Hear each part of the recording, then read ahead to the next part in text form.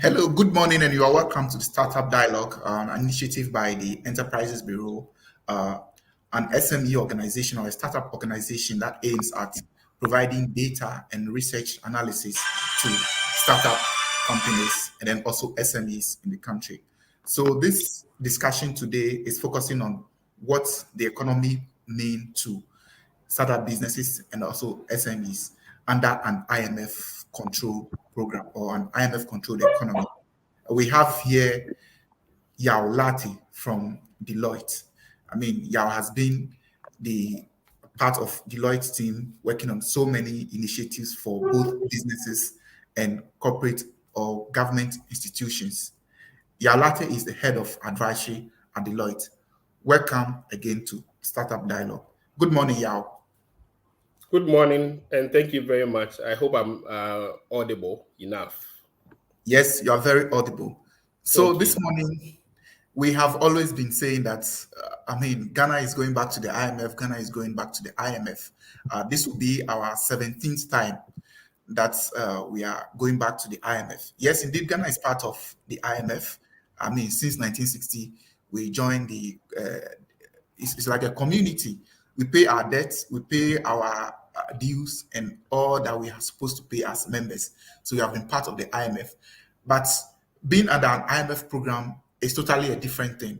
I mean, so we want to have, a snapshot of what this will mean to startup businesses. We want to see what this program will hold for SMEs, the IMF controlling our economy or having the control of our economy in a way. What would the business environment be for SMEs? What would the business environment be for startups? So that if they are looking for contracts, especially from government agencies, what should the approach be and all that? So I would like to take your few remarks before we go into the details of the whole conversation. Yeah. Yeah, so thank you very much, Eben. I think you're right. We've been to the IMF on so many occasions, and if we get to sign on to a program, if and when we get to sign on to a program that has been proposed as we speak, it will be the 17th time. And in all of these, we went there for different purposes. So there are some that we went for a structural change, a structural adjustment. There are some that we went there for a bailout. And there were instances where we went there for some form of extended credit facility or extended credit support. So the need at the time determines what type of program you sign on to. So essentially, the IMF has been a friend. And just for the benefit of those who are listening to us, those who are members of cooperative unions or credit unions and so on and so forth, as members, you contribute. And when you make a contribution and one person is in trouble or one person is in need, we use some of the contribution to support the person. It's the same principle that the IMF operates on, that members of the IMF go there for support when they are in need or particularly when you are in crisis. We've had tiger economies, major economies like Argentina, South Africa, Russia, United States of America, and UK have been to the IMF and have signed on to IMF programs in time past for various reasons. And so if you look at what's happening in the global economy now, you know that subsequent to the Russia-Ukraine war, you have some countries, even Ukraine itself, may be some form of program. And so you are not immune from an IMF program. That's a fact that we need to establish. But the thing is, you don't have to be in a situation where you are almost always going to the IMF. Otherwise, then you are not being independent enough. The idea is to help you support in the short term and be independent and run your own economy without conditionalities from the IMF. And I think that's something that as a country, we need to have at the back of our minds, that IMF is just a first aid. And we should not always be going for first aid. We should wean ourselves off IMF and other international or multilateral agencies of these going back and forth every now and then when we are in crisis. So, like you did indicated, yes, IMF are our friends and all that. But one may ask, so why is it that when your friend wants to lend you something or money, he will have to put some restrictions on you, or he may want to control you. He or she may want to control you. Why should that be so when we are friends? Like you and I, we are friends. So if I'm in trouble, hi, Yao, Charlie, can you just give me some mumbo or some coins? Why should you put restrictions on me that, hey, don't go here, don't go there? Why is that so? Yeah, so I think in this context, it's a particular kind of friendship, not the kind of friendship you have with your mates, your workmates, your colleagues and friends and business associates. It's a cooperative union or a cooperative association, which has got certain terms. So, like I said, those who are members of cooperative, there are cooperative unions in churches, in workplaces, and all. There are conditions for being a member of the cooperative union, some of the benefits you get. So, the same thing, IMF has got this association, and there are conditions for you to access a credit. If we allow it to be more of a friendship and a friends and family thing, the IMF fund will collapse, and then go to your point, nobody will get money. So they have to ensure that the money they are advancing to you, you are in a position to pay back, and also the money you are advancing to you, they are not pouring water in a basket. They are pouring water in a bucket that has got some protection. So in the first place, the holes that caused you to get to where you are have all been blocked, or some of the problems that you had that put you in a situation that you found yourself are going to be solved with a program that you are signing on to. Otherwise, then they obviously will not give you the money, because then they are just going to pour water down the drain. So let's look at how companies, not necessarily startups, but companies or the business environment has been able to maneuver or overcome an IMF program. During the days when we're going, after an IMF program, what becomes of companies in Ghana?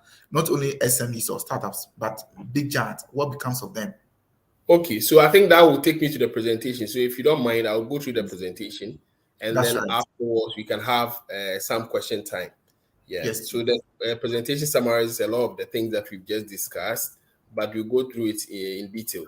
So the global economic challenges have been exacerbated or heightened by a number of factors. So the first one being the Russia and Ukraine war. Prior to that, we had the COVID. So if you look at COVID, it really started some problems. So at the bottom of my slide, I've mentioned COVID. So COVID is at the bottom, and it caused trade disruptions. So SMEs that were importing to sell, or those that were relying on some raw materials for their manufacturing to manufacture their products, has some challenges because you are not getting, or you are not able to import. So disruption in global supply chain, decline in tourism-based revenues. So those who are into hotels and restaurants. So hotels and restaurants subsector of the industry sector really was affected significantly by this development. Then we have increased health expenditure. On the flip side, those who are into healthcare support and others, SMEs who operate in that sector, had spiked in revenue. So they benefited from that. On the other hand, those who had to spend on health also spent a lot more on health, because you had to buy COVID sanitizers, gloves, and things that ordinarily you would not have at your premises. So these are the things that started the problem. And then subsequently, we had it aggravated by the Russia and Ukraine war. So Russia and Ukraine war was such a bad time, because it was a time that we were all expecting to have some reprieve and then recover from the COVID. And then there was a decision to go aggressively on Ukraine by Russia. And that actually caused two significant problems, which were already existing during the COVID period. So the first one was fiscal distress. So you realize that the economy and various finance ministers were crying that they didn't have access to credit and all of that before or during the COVID period. And then now Russia and Ukraine war came, and then the distress has even worsened. And then the second one being slowdown of investment and remittances. Previously, FDI, so we call foreign direct investment, were that high. Now, people are just trying to assess their options, because you can't just be taking money from the European market and then be bringing it to Africa. You are not really sure if at some point this war will escalate into a third world war or some form of a global war, which will restrict your movement. And then some of the investments you've made outside your continent, you may not even have access to them, because when there's a world war, there is a total misalignment of things. So investors are trying to adopt a wait and see attitude, and that's where you find ourselves. Now, particularly for the Russia-Ukraine war, they have caused these things. First, food crisis. Russia and Ukraine together supplies over 40 to 50% of the grains in Africa. And I think it is something that we should just sit all the African leaders down and say, look, if you don't change this thing, it's such a big shame. Ukraine alone is just about 2% of the entire African continent. And yet, if Russia and Ukraine alone feed half of us, then what are the African leaders doing? I mean, we are sitting down waiting for a country that's just 2% of us to feed all of us. That is so wrong. But that's a thing that has been caused here, the food crisis, and then we have increased fuel and energy prices because obviously there is oil and gas at stake with Russia involved. Then there's hyperinflation. Inflation, we used to talk about single digits. Today, we are projecting our inflation in Ghana to end at 28%, almost 30%. That is really horrible, like 3 times what we have been projecting over the last 3 or 4 years in our budget. Then increased interest rates. Now, treasury bill rates are in 20s and beyond. So that means that anybody who is lending to you, if the person is not putting the money in a treasury bill, the person should be asking 30% and more.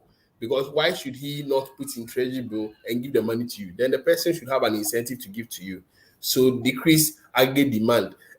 You go to market and you say, for the SMEs, they'll say people are not buying our product, people are not buying the thing because there's no money really. The economy is heightened or has been heightened by some of these problems. The money that people would have ordinarily spent on other things, they are spending more on fuel, they are spending more on food, and they are spending more on other basic things. And so if that's the case, they will spend less on cosmetics, they will spend less on luxury, and so on and so forth. Now, the challenges in Ghana, particularly in Ghana, what are we seeing? So food inflation is about 30.7%. That is very, very worrisome. I mean, if you have food inflation as high as 30%, then that's something that people take every day. If you have non-food inflation also increasing, that is also another worrying trend. The good thing is that food inflation is something that you can control. But if non-food inflation is also increasing, then it becomes a worrying trend. In fact, at some point in Ghana's Statistical Service report, non-food inflation increased higher than food inflation. And that, for me, is a worrying trend because food inflation can be controlled by seasonalities. So I'll give you a very good example. When we have mangoes in season, you buy mango for 50 pesos, 1 cedi and all. When they're out of season, you buy them for 5 cedis. So when the food is in season, when you have a lot of corn and others, the price can be controlled. But non-food inflation is something that you cannot control by season. What's the season for cement? What's the season for iron rods? There's no season for it. So if non-food inflation, prices of materials, building materials, utilities, and others are going up, then it's a cause for concern because it will take a long time, if not to even come down. So they will not come down. But food inflation can come down. So that's the worrying trend that non-food inflation is also increasing as high as food inflation. Then we have fuel petrol pump price at 11.3%, 35%. At the beginning of the year, we were somewhere around 6, and someone projected that we will end the year at 7 Ghana cedis per liter. Today we are 11.35%. Projected 8. Yes, so we are ending to end the year at about 8, and people did not even believe that it will happen. Today we are at 11, so the guy's projection is just thrown overboard. T-bill rate 26%, and when you have T-bill rate at 26%, you will be excited because you are an investor and you put money in T-bill. But if you are someone who is relying on lending, you should be worried because there's no way you can lend from the bank at less than this rate. Then that's how you explain the T-bill rate. And so we have GDP deficits are about 5.7%. We do know that it's likely to be higher than this, but if you're able to achieve a deficit of 5.6%, I think it's not a bad thing. And then unemployment at 5.3%. This unemployment figure, I met some guys from South Africa and they were laughing or questioning it because those informal employment are just about 20%. There's another 60% or 65% of people who are in some form of self-employment. So when we go to people's household and we say, okay, are you employed? Say, no, I don't have a job that I attend. But what do you do on a normal basis? Okay, I bake, I do decoration for people on their wedding day. The person is in some form of employment. But the person may have a degree, the person has a master's degree, the person is not using that, the person is doing something else unrelated to what the person has studied. So all of those are classified as employed. So this unemployment rate is, in my view, understated to some extent, but that's what we have. And currency depreciation. So currency has depreciated by roughly 20% and over. That's a worrying trend, because on the other side, on the fiscal side, we are going to spend more paying our foreign debt, because they are all denominated in dollars. So if government is earning revenue in Ghana cedis, we will have to spend more Ghana cedis to pay our dollar debt. So yeah, before you come to the effect on the SMEs, let me take you back to the challenges, especially with the food prices and all that. Yes. So the question is, having enumerated all this, the money that the IMF is going to give us, I mean, is the money going to go into the pockets of these people, or these SMEs or startups, or even we the citizens, so that we say, okay, because we've had these challenges, we can use this money to cushion ourselves? Yeah, so we go to the IMF section in particular, but I think the point is IMF will not give you money to put in your pocket. And even in Ghana, or walk to any bank and you say you want money to put in your pocket, nobody will do that. You have to have a reason for securing the money. If you have something that you can put as collateral and the money can be given to you for your personal use, yeah, fine. Because they know that if you give money for personal use or for the person to put in the pocket, the likelihood that the person will pay is very low. The money should be directed at some productive sectors of the economy or some productive ventures to be able to convince the IMF that you pay back. And I think that's something that you should be mindful of. So as a government, what we can do is to strategically have some programs for SMEs. And those programs will be funded not only by the IMF, but other development partners. So we had that during the COVID period, where the Ghana Enterprise Agency had a COVID fund of about 600 million Ghana cedis or so. And so many other institutions put money in that fund where we supported SMEs. So if government will strategically do something like that, we are going to benefit a lot. But do you think it should be aligned with an IMF program such that they will say, okay, if IMF is giving us $3 billion, $1 billion of it should be for SME fund or startup fund? Is it something like that? It will be a laudable policy. It will be a laudable policy, but it depends on government priorities. So it depends on what government is considering as a priority. How sustainable would that fund be? Because an IMF program is just a short-term measure. So, like I said to you, IMF is more like people who provide first aid and short-term support. Your long-term plan should be driven by you. And there is no fund or Bretton Woods institution that's supposed to help you run your economy to perpetuity. You, as a people, should run your own business. So when you are in trouble, we can't help you. But like you said, you leave the hospital, the doctor expects you to eat the right food, protect yourself, don't jump where you are not supposed to jump, so that you don't return to the hospital. And that's what the IMF is. It's just look at it as a hospital, that you only go there to heal. After you've healed, you are supposed to protect yourself and take the right measures. So the IMF is not going to give fund and say ensure that you are giving to SME for the next 10 years, and you have a referee or an officer here monitoring that you are giving to. No, they are not going to do that. You yourself, which is why everything rests on the government, that you yourself have to have a program, which is why government has outlined what we call the enhanced domestic program or enhanced domestic whatever program they have. So that enhanced domestic program should have an SME component. If it doesn't have an SME component, then I know there are some associations here who can drive that, who can drum it into the years of government and say, look, can you include us? I know AGI and others are all making advocacy every now and then and ensuring that some of these things are factored into government programs. So now can we go into the effect? The SMEs in particular, I mean, all that we are talking about affects all of us. Those of us who are in the private sector, those of us in the public sector, those who are working, those who are not working, and so on and so forth. For those who have their small businesses as SMEs listening to us and so on and so, what is the effect? There's contraction in aggregate demand. So you go to market and you hear people are not buying things. People are not buying, and when you think your wares there, people don't buy because there's contraction in aggregate demand. So generally, there is a drop in demand for goods and services. If today is a holiday, if I have to leave the house, I know where strategically to live. On previously, you just move your car, you are moving around. You go to cycle, and then you forget that you were supposed to do something in Accra, and then after you've gotten back home, you drive back to cycle again. These days, you plan it. You just go on trip once, and then you are back. So people have planned their movement. People have planned their purchases. So there are things that people don't just buy because things are hard.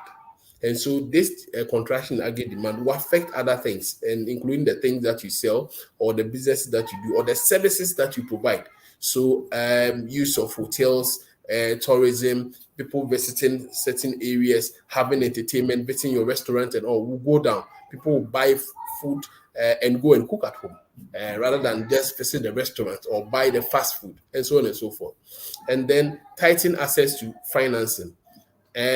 Now, interest rate that you were paying at 18%, 20%, 22%, 25%, now we'll be talking about 36%, 37%, and even 40%. That makes it very difficult for you to assess because you are not ready to sign on to that interest rate. And even at that interest rate, the bank that's giving the money to you is taking a risk. He assumes that you are making profit more than 30% to be able to pay interest of 30%. If that business is not making profit more than 30%, then that company cannot pay the interest. So they will assess you, look at your profit, and it's not that they want to give you the money, but they know that it will be difficult for you to pay. So they will limit the credit. So if you ask for 1 million Ghana cedis, they'll give you 500,000 Ghana cedis. And they reduce the risk that in the event that you don't pay the 500,000 Ghana cedis, the exposure is only 500,000, not the 1 million. Then increased cost of input. So particularly those who are in agribusiness. So cost of materials, fertilizers, agriculture inputs, and so on and so forth has increased significantly. And so all these raw materials that you use, even the raw materials, if they're in Ghana and you have to ship them from central region, northern region, and all, moving them from one place to another, given the cost of fuel, these inputs will also increase. So increased cost of input, whatever you use in your business, whatever materials you use, your consumables, they will all go up. And then increased taxes. And IMF program, I'll come to that, will force government to raise taxes because the problem we had in the past is that our taxes are not enough to Interestingly, make. Yes. So we have not enough tax. Yeah. Before you continue on that, I know many people will be asking that. So something like e-levy, the kind of fight we had, I mean, literally, before the approval of e-levy and all that. Under an IMF program, would the e-levy be abolished? That would be... Yeah, so I think I've said in the past that one thing the IMF will be clapping for us is the fact that we have managed to convert all Ghana cards into tax identification numbers. And IMF programs the world over are pushing for us to digitize our revenue collection. And Ghana has been remarkable in doing that.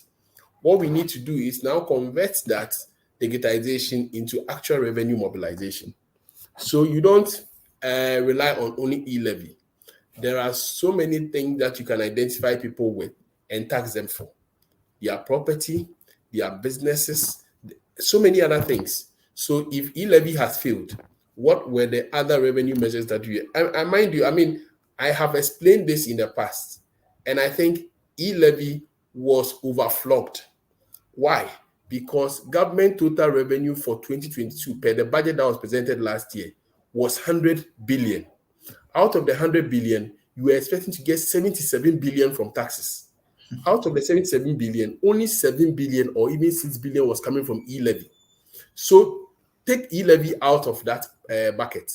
You have 70 billion that you were supposed to raise from other sources. And so if you are cancelling or abolishing road tolls and others, I'm just asking, where are you going to get that 70 billion from?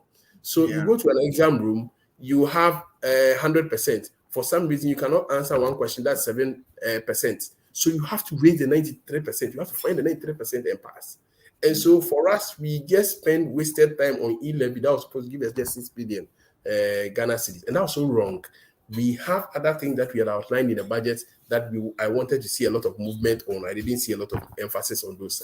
revenue sources. But don't you also think that we are in a haste to see this e-levy become successful?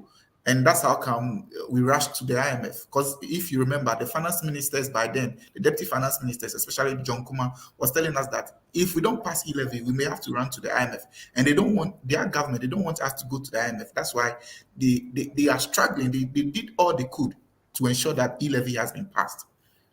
Yeah, so I'm not sure for the numbers he gave, I'm not sure what else he was expecting from e-levy apart from the numbers they gave us in the budget. So if you're expecting 6 billion from e-levy and yet you had projected revenue of 100 billion, you are expecting another 94 billion from other sources. So if you say that 6 billion does not come, you have to run to IMF. Then what are you telling yourself? That without e-levy, you are not going to get properties. Without e-levy, you are not going to get fees and charges from the local authorities. Without e-levy, no, there were other things that we could have gotten money from. And so really, like I said, it was overflowed. We relied so much, we wasted too much energy on, and then failed to get revenue from the other sources. Okay. So the question is now, with this, the IMF will be clapping for us, yes, and they will also be expecting us to raise more revenue domestically. Yes. Should businesses be worried? Should startups be worried that there's going to be some imposition of taxes, if not new, at least an enhancement of the old taxes on their operations? Good. So I'll go into the details of that. You're looking at how previous IMFs have gone. Right? So I'll go into the details of the tax component. Yes. So we can finish off with this, and I'll show you exactly when IMF programs are signed on, how they expect you to mobilize revenue and its effect on SMEs. So impact of the return to IMF. Yes. So that's the first point that I have here. Tax administration.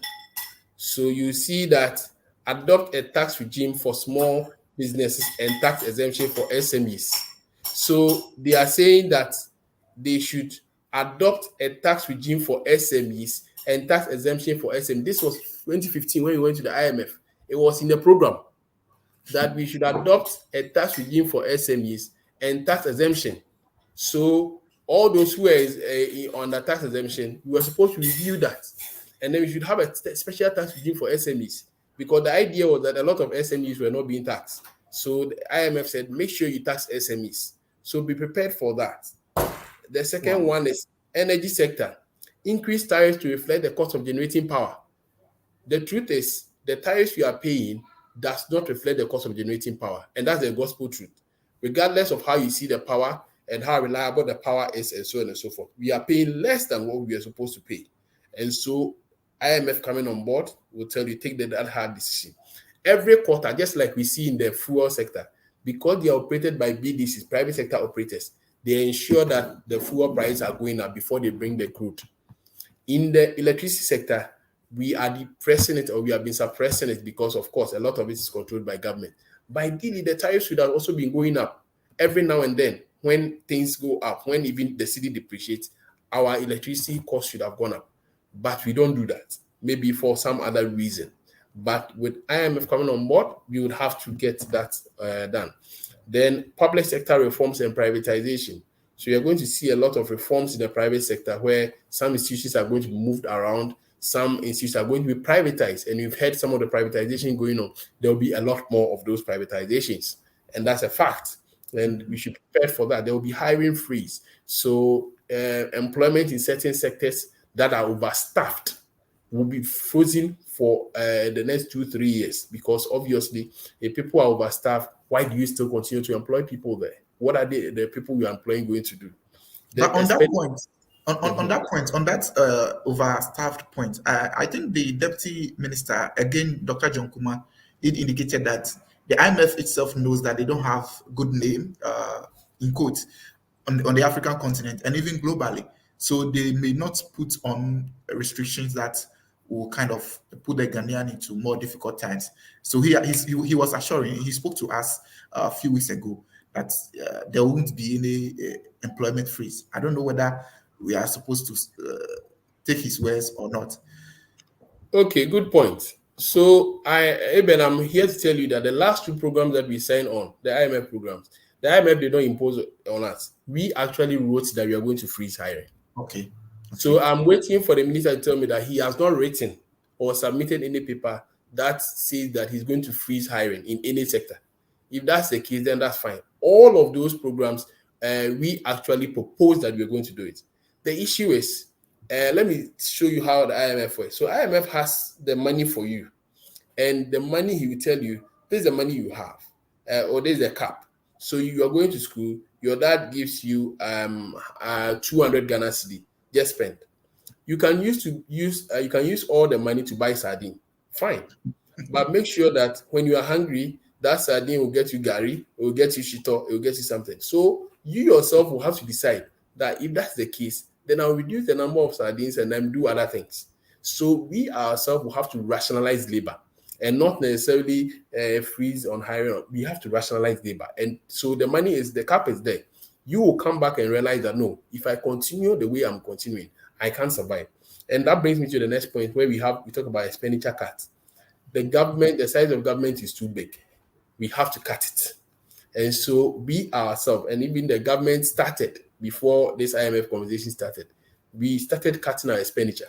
So if in case the IMF had come and had asked us to cut expenditure, they would have gotten a bad name, like we always put to them. But do you think government will do that? Because I know civil society organizations here in Ghana domestically have been asking government to cut down budget, cut down its expenditure, cut down its size. I made a point that it's easier to do that. It's easier to do that now because you have someone else to blame. Wow. So we can blame it on the IMF. It makes it easier. And I think that's why I'm telling you that previously, the hiring freeze, the IMF did not impose it on us. We actually submitted. Okay. But it was easier to say that because we have an IMF program, we are not hiring. Because for a politician, that is the way to send a message. So but should that be the case should that be the case when you have food and you are hungry, and you know that you are hungry, you are waiting for someone to come and tell you that eat before you eat? Yeah, you have to wear the political hat to understand it. That's what they tell me. If you are not wearing a political hat, you can say it the way, but when you are wearing a political hat, even sign on to IMF program has been a battle until this point. Yes. So it's not as easy as that. It's just the way we operate in this country and particularly on this continent. We're not facing the fact or when the fact staring at us in the face and we decide to think something else. Yeah.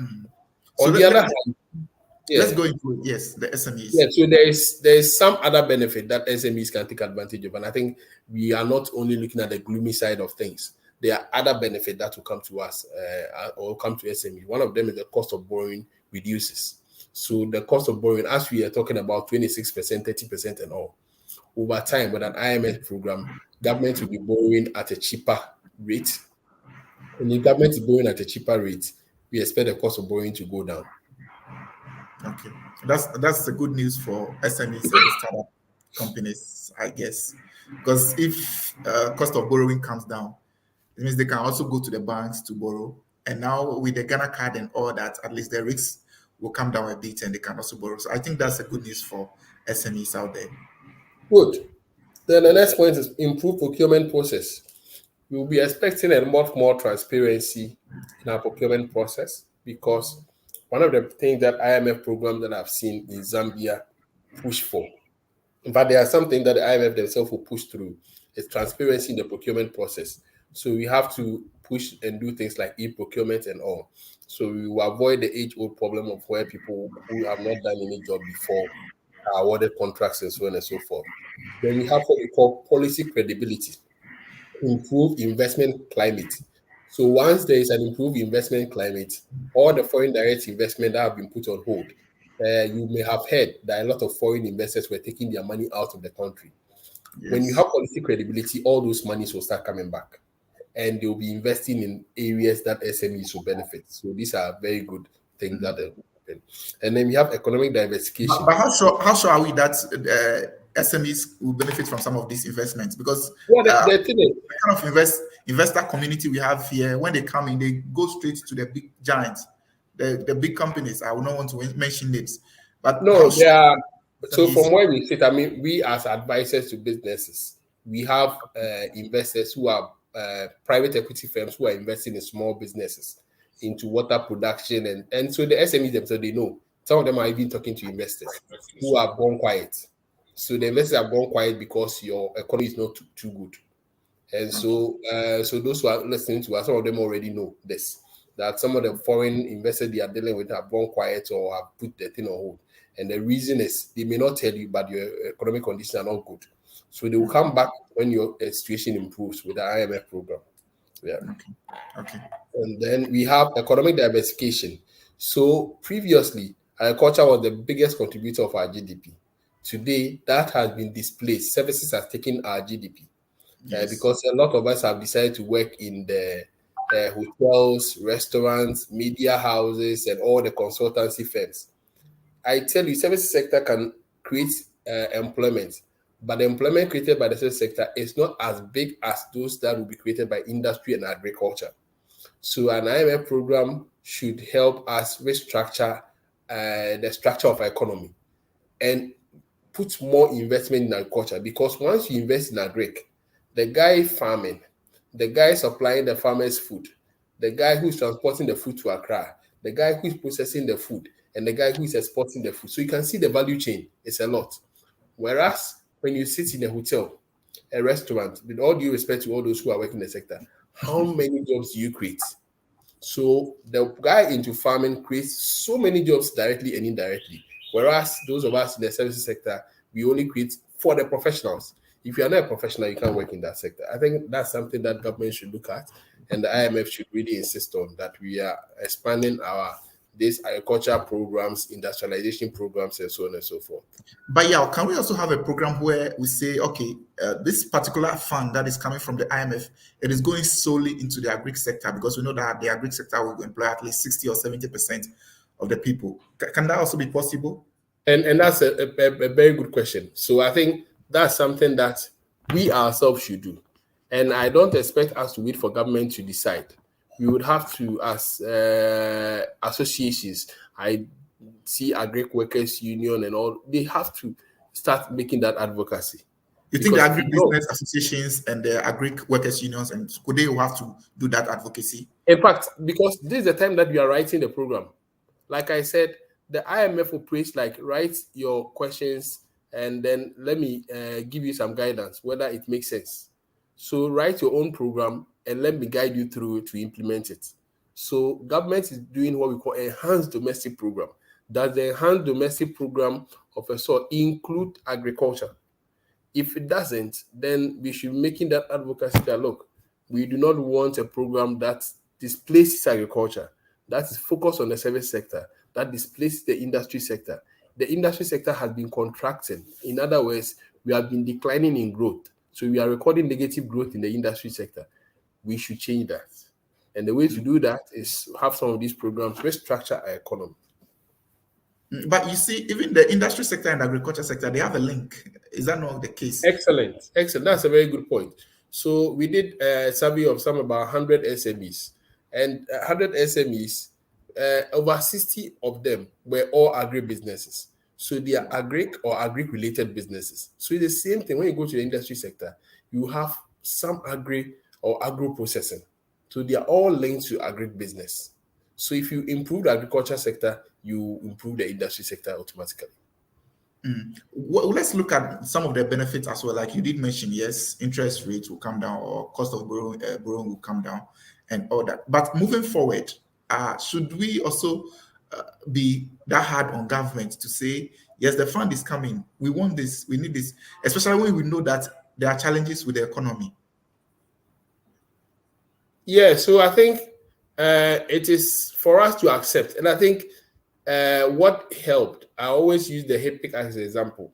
When we signed on to HIPIC, nobody had an issue with HIPIC because it was clearly communicated. I remember the government at the time did some high-level stakeholder engagement and explained that our debt was, I remember that was when we were hearing words or three terms like OPPP, OPPP. We had those terms because people were explaining things to us. And so at the time we were signing on to HIPIC, nobody opposed it because we realized that our debt was OPPP and all those things. That's when we started hearing those terms with Safumafu in charge. Now, the question, have we educated ourselves enough about IMF program? That you think the communication hasn't been enough? You think the communication hasn't been enough? So if you're able to do that properly, I mean, people buy into it.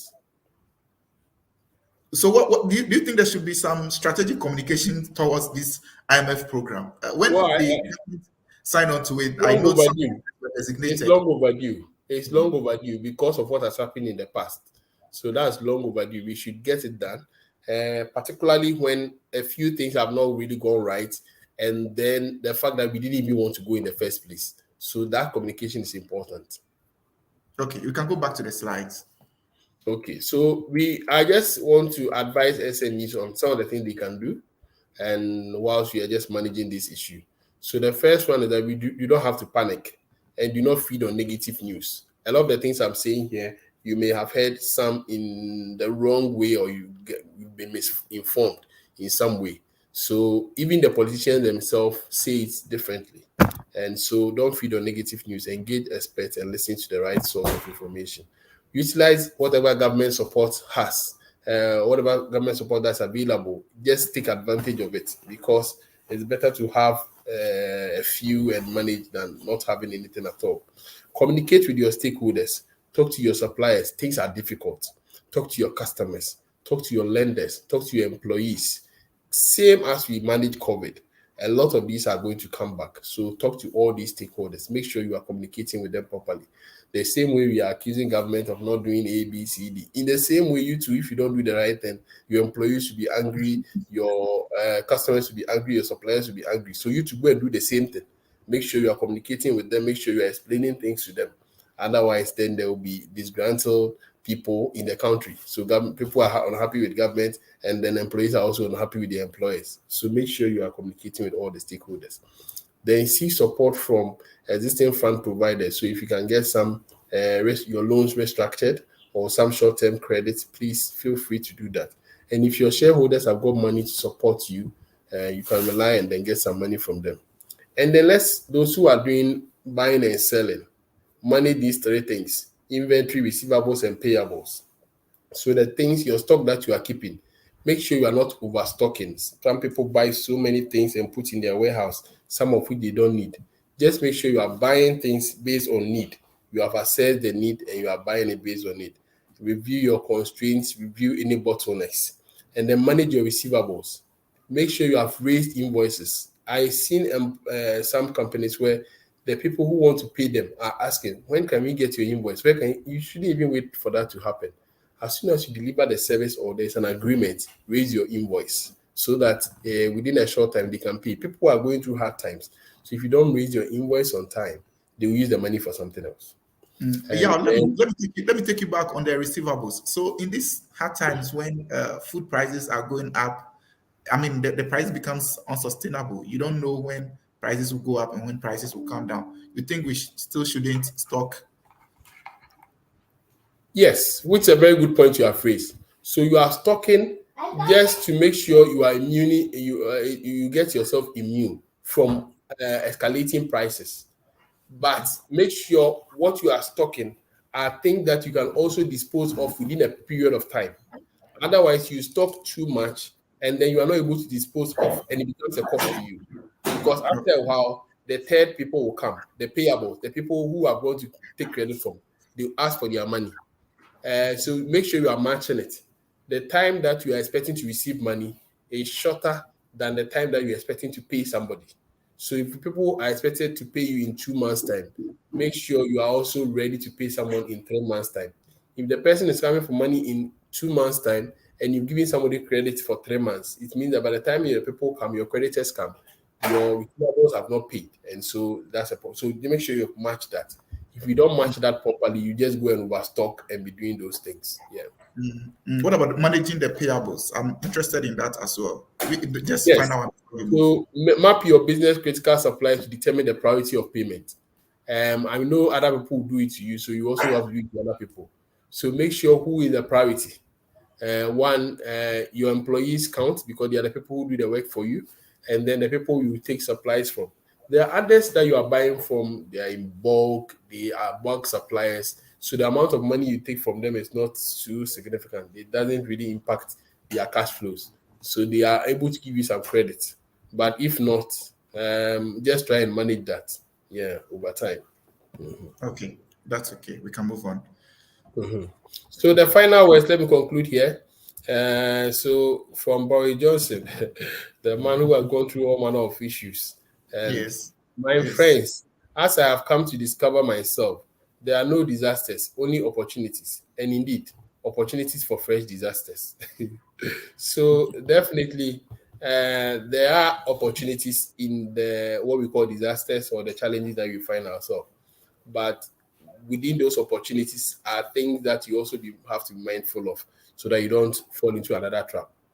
In the midst of challenges, you fall into various traps. And I think what we are experiencing globally is causing a lot of economies to do all manner of things. And yet they start creating problems for themselves. So the way we are managing Russia in itself is creating problems for us as a continent. So really, we have to look at these things and know how to balance it, how to manage the problems. Yeah. Okay, so before we go, there are some few questions I would like to throw in there. But Okay. viewers and listeners, we are still on the Startup Dialogue, an initiative by the Enterprise Bureau. As you all know, Enterprise Bureau is in there for startup businesses, SMEs, data research, and all that. This dialogue or this discussion is to just enlighten you on what an IMF program means for your business, what an IMF program will mean for whatever you are doing, the operations you are in, the taxes that you are supposed to pay, what it might also need for what it might also means for your future operations. So we have here Yao Latte with the advisory unit, head of advisory unit at Deloitte, Ghana. Let me ask you, Yao, before you go, there's one question here from Scandov Christopher. Is it? He's asking whether there's a PDF file on this. Yes, I'm sure we'll provide a PDF file later on. But my question is, coming to inflation, we having an IMF program, are we going to see any significant impact on inflation, such that we say, okay, price of food and commodities may come down, and therefore will be cushioned in a way? Um, so it will not necessarily happen that way. In fact, the IMF is actually in a very difficult time now.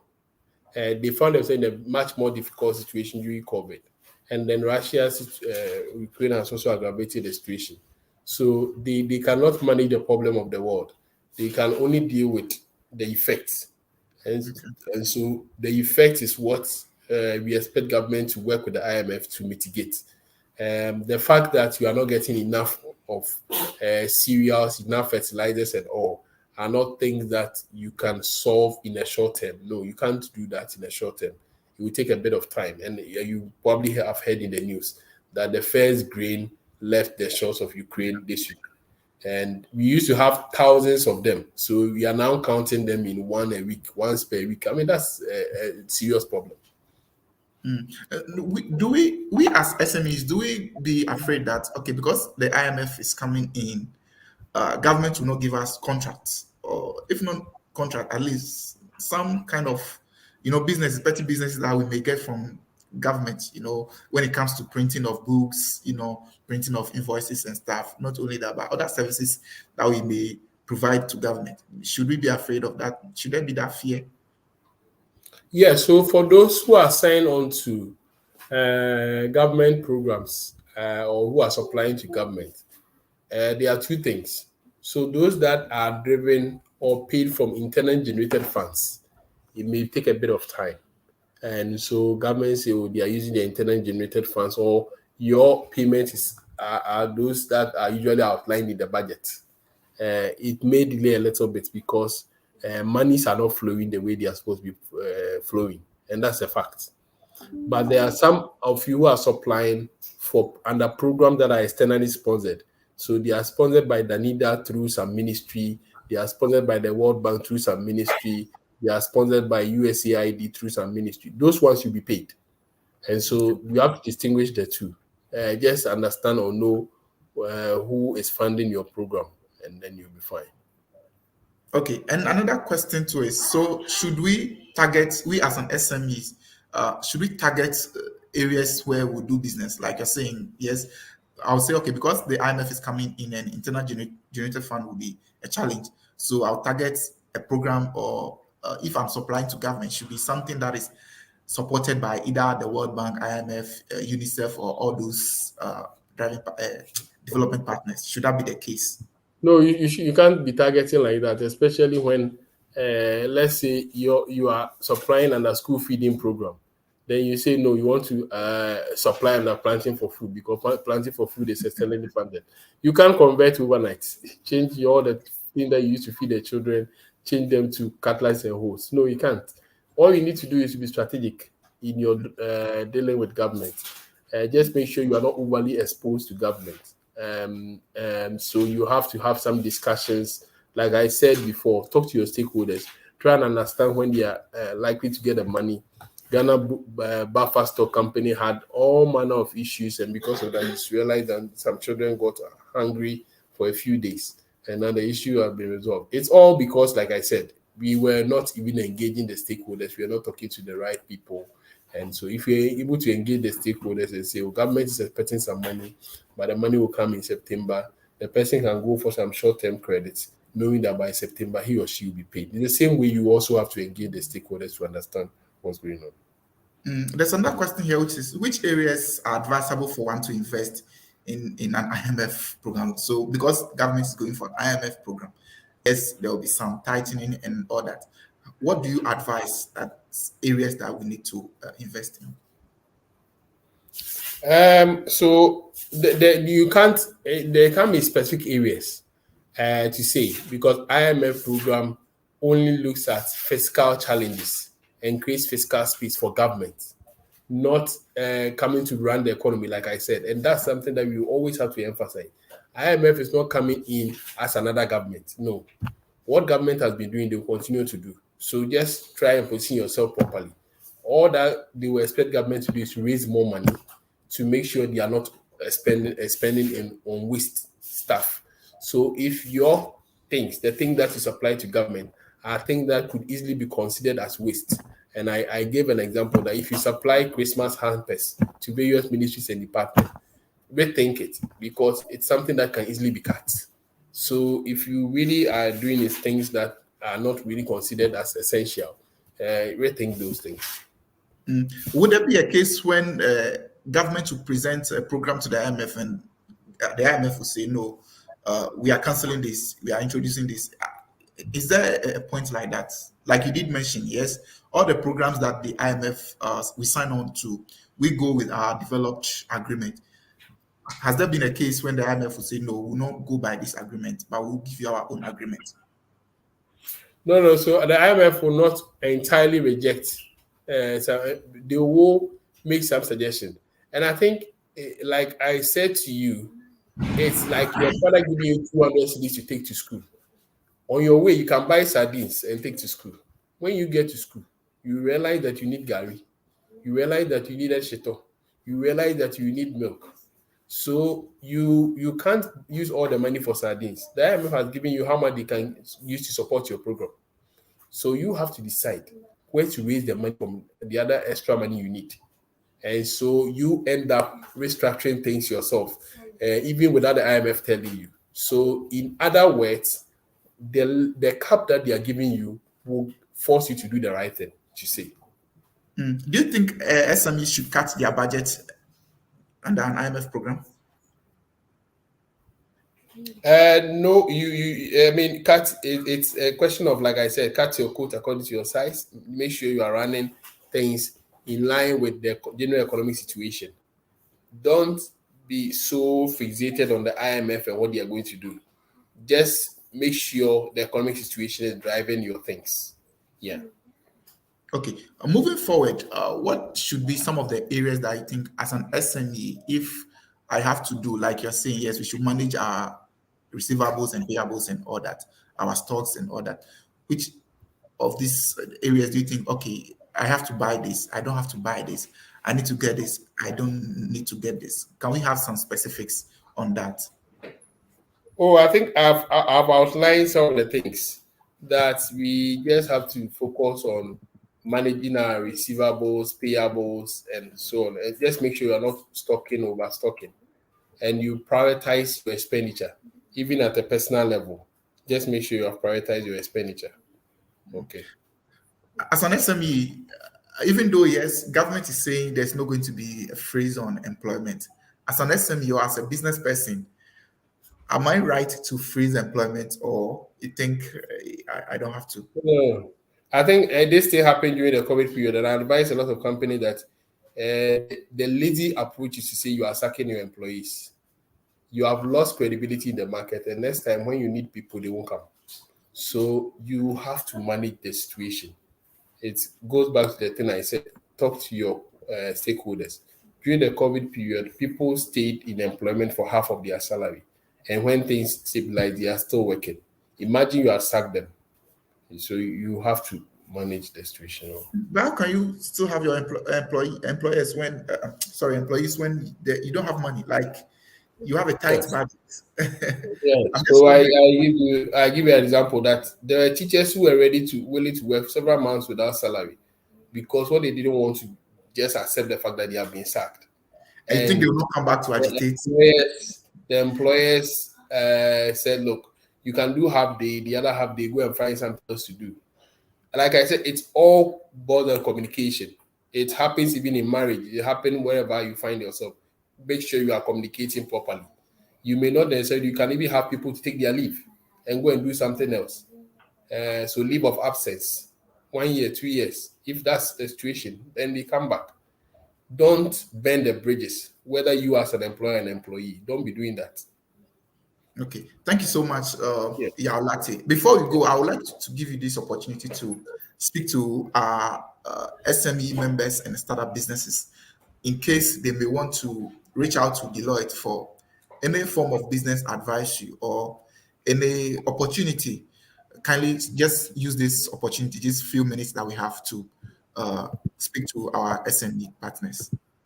Okay, so thank you very much. I think thanks for the opportunity. Deloitte is a global advisory firm. We are the #1 global professional services firm. The other firm come to us several billions of dollars behind us. So talk about the KPMG, PwC. There are several billions of dollars behind us. So we are #1 professional services firm.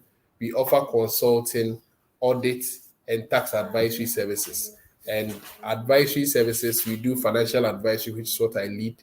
We help preparation of business plan, we help preparation of financial models and stuff like that. And we also provide general consulting advisory services, HR consult.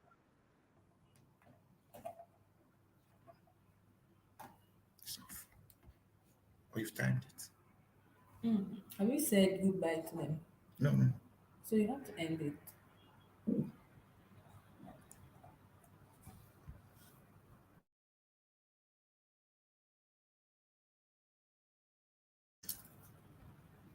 Goodbye to everyone. We'll come back. We'll come back with you with another exciting discussion on this. Goodbye.